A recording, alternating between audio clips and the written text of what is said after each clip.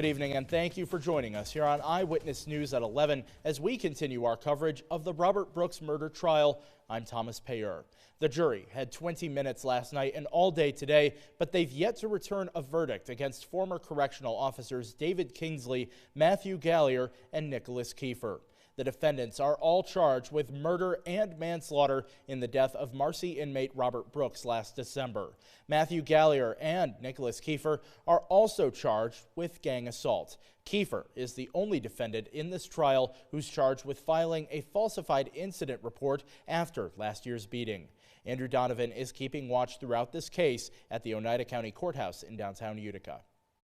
The jury seems to be taking its time, emerging not with a verdict yet, but with several requests to see and hear back evidence, including a compilation of officers' uniform-worn cameras showing the beating of inmate Robert Brooks.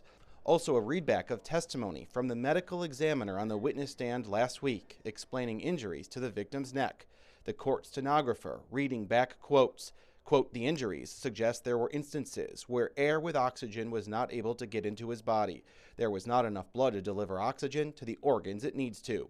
Quote, he's got bleeding in the middle and deep layers of his neck. There was also bleeding along the musculature layer of the spine. Quotes from the medical examiner continue. Quote, I can't quantify the amount of force, but it would be a lot of force. There were injuries on both the right and left side. The jury also asked for multiple readings of legal definitions for each charge, elements of murder, manslaughter, gang assault, and filing a false instrument. Because the jury was asking for those legal definitions in the order the charges appear on the indictment, it seemed like they were making progress running through their checklist of charges.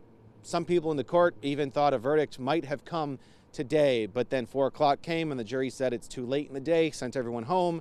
The jury will be back tomorrow morning for perhaps a final day of deliberations. It's up to them.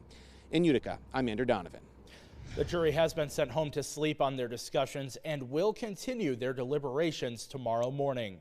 Andrew Donovan and Kendra Brodus are keeping watch at the courthouse for a final verdict. When that verdict comes in, we will keep you updated with the latest developments in this case on our website, cnyhomepage.com. Turning now to the fatal beating